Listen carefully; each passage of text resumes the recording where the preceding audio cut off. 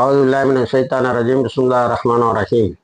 அன்பார்ந்த நேயர்களே, அமெரிக்காவில் மிக முக்கியமான நகரமாகிய நியூயார்க் என்னுடைய மேயர் தேர்தல் முடிவுகள் வேகமாக வெளிவந்து கொண்டிருக்கின்றன. அதில் சொஹரான் மம்தானி பெரிய அளவில் வெற்றியை ஈட்டியிருக்கிறார்.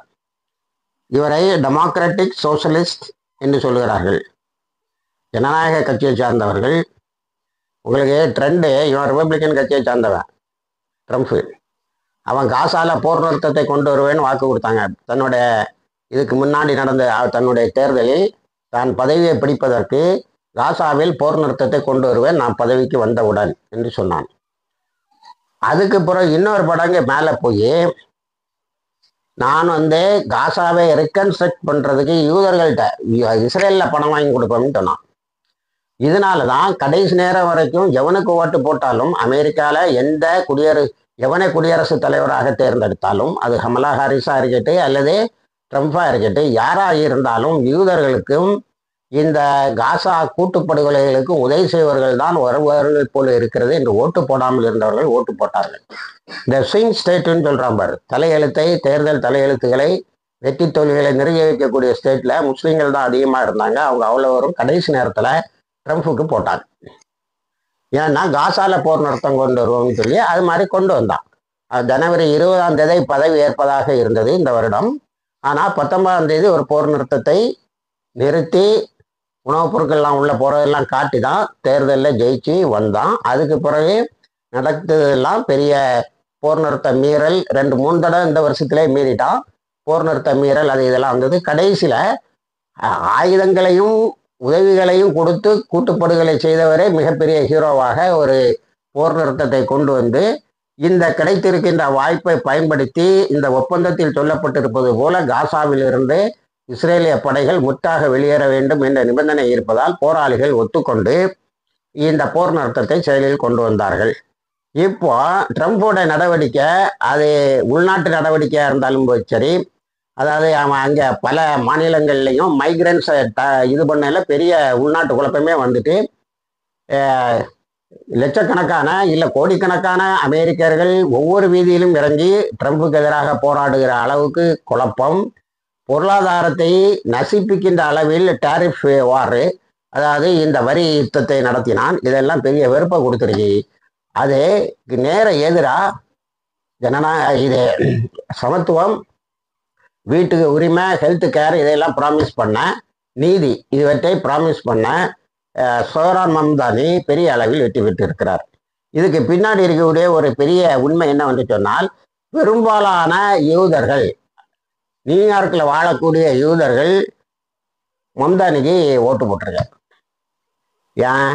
ப்ரோ பாலஸ்தீன். ரொம்ப கவனிக்கணும். வரலாற்றில் ஒரு பெரிய திருப்பம் ஏற்பட்டு கொண்டு இருக்கிறது.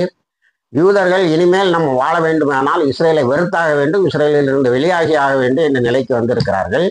அதை எல்லா இதுவும் குறிப்பாக அல்-மயாதீன் அடிக்கோட்டிட்டு காட்டுகிறது. யூதர்கள் பெரும்பகுதியும் இவர்களுக்குத்தான் ஓட்டு போட்டார்கள். உங்களுக்கு தெரியும், டெமோக்ராட்ஸ், நான் இந்த காணொலியில சொல்லியிருக்கேன், ஜனநாயகவாதிகள் மேயர் எலெக்ஷனுக்கு வெர்ஜீனியாவில் இப்போ நடக்கு, வெர்ஜீனியாலையும் அவங்க தான் ஜெயிப்பாங்க. இப்போ டெமோக்ராட்ஸ் தான், அதாவது ஜனநாயகவாதிகள் தான் ஜெயிப்பாங்க போல தெரியுது. இந்த ஜனநாயகவாதிகள் இந்த யூதர்கள் கொடுத்த பணம் இறக்கி பாருங்க, அதாவது American Israel public relations committee, இவங்க பணம் கொடுத்து தான் அங்கே உள்ள தேர்தல்களை தலைகீழ மாற்றுறது, வரக்கூடியவனை தன்னுடைய பாக்கெட்டில் போடுவது. அவங்க யாரும் உன்னோட பணம் வேண்டான்னு வந்த செக்கை திரும்ப அனுப்பிட்டாங்க. அதனால் ஒரு யூத வெறுப்போடு தான் இந்த போர் நடந்திருக்கிறது. இதில் அமெரிக்க முஸ்லீம்களுடைய வேலைகளை நீங்கள் ரொம்ப கவனிக்கணும். இஸ்லாத்தை முக்கு மூலையெல்லாம் கொண்டு போகிறாங்க. அந்த கேர்ன்னு ஒன்று இருக்கு பாருங்க, கவுன்சில் ஃபார் அமெரிக்கன் இஸ்லாமிக் ரிலேஷன்ஸ்னு ஒன்று வச்சு அது வழியாக எக்கச்சக்கமாக இஸ்லாத்தை கொண்டு போகிறாங்க. அவ்வளவு வெறுப்பு தாக்குதலுக்கிடையும் வெறுப்பு பிரச்சாரத்துக்கு இஸ்லாத்தை கொண்டு போகிறாங்க. உங்களுக்கு நான் காணொலியில் சொன்னா இல்லையான்னு தெரியல, வைகரையில் எழுதியிருக்கேன். பில் கிளின்டன் தன்னோட ஜனாதிபதி காலத்தில் மேனகா என்ற ஒரு பெண்ணை கை வைத்து விட்டார், ஒரு பேரழகியை. அந்த இது ஆஃபீஸில் வேலை செய்தவளை. அந்த விஷயம் கொஞ்சம் கொஞ்சமாக கடைசியில் பிரசிடெண்ட்டாக இருக்கும்போதே பிடிச்சிக்கிட்டாங்க. அவன் மன்னிப்பு கேட்டான். பொதுவாக அவன் பொது மன்னிப்பு ஒன்றை கேட்டான் மக்களிடத்தில் தொலைக்காட்சிகள் வழியாக.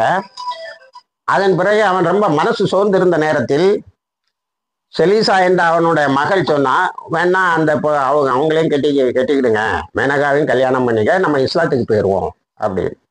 இதை வைத்து கொண்டு இஸ்ரேலில் இருந்து ஐரோப்பா முழுவதும் எழுதினார்கள். இஸ்லாம் எங்கே போயிருங்கன்னா, கிளின்டனுடைய, இஸ்லாத்தின் மிகப்பெரிய விரோதியாக காட்டுகின்ற கிளின்டனுடைய வீட்டுக்குள்ளால் அவனோட மகன் வரையும் எட்டி இருக்கிறது என்று சொன்னார்கள். இந்த அளவுக்கு இஸ்லாத்தை தொடர்ந்து பிரச்சாரம் செய்கிறார்கள். அதே போல் 1801 சில நடந்த கடல் கொள்ளையெல்லாம் முஸ்லீம்கள் நடத்தினதுன்னு ஒரு வரலாற்றை இப்போ கெட்டவுத்து விட்டானுவோம். அதில் அவ்வளவு தகவலையும் எடுத்து அதை நடத்தினது அமெரிக்கா உலக ஆதிக்கத்தை கைகொள்வதற்காக கப்பல்களில் ஆயுதங்களை கொண்டு போகும்போது வட ஆப்பிரிக்காவுக்கு போச்சு. வட ஆப்பிரிக்க நாடுகள் அதை தடுத்து கையகப்படுத்தின. கடல் கொள்ளை என்பது முஸ்லிம்கள் எப்பவும் ஈடுபடவில்லை, கடல் கொள்ளை என்பது எப்போதுமே நடந்து கொண்டு இருக்கிறது, அதில் எல்லோரும் ஈடுபட்டார்கள் என்று சொன்ன நேரத்தில் முஸ்லிம் நாடுகளில் எல்லாம் 1801 பயங்கரமான ஒரு அடிமை முறை இருக்கிறது என்ற நேரத்தில் முஸ்லிம்கள் இப்பொழுது ஒரு தகவலை எடுத்து போட்டார்கள். அடிமை முறை இன்றைக்கும் மிக குரூரமான வகையில் இருப்பது அமெரிக்காவில் தான் என்று உடனுக்குடன் பதில், அந்த இஸ்லாமோபியாவுக்கு உடனுக்குடன் பதிலை போடுகிறார்கள். இவ்வளவு விழிப்போடு இருப்பதால் தான் முஸ்லிம்கள் அமெரிக்காவில் இப்பொழுது கொஞ்சம் கொஞ்சமாக ஆதிக்கம் செலுத்தி வருகிறார்கள். அதில் மம்தானி போன்றவர்கள், ப்ரோ பாலஸ்தீன் சார்ந்தவர்கள் வெற்றி பெற்று வருவது மிகப்பெரிய அதிசயம். இணைந்திருங்கள், இது போன்ற தகவல்களை தருகிறோம். வாகிர் தவானா அல்ஹம்துலில்லாஹ்.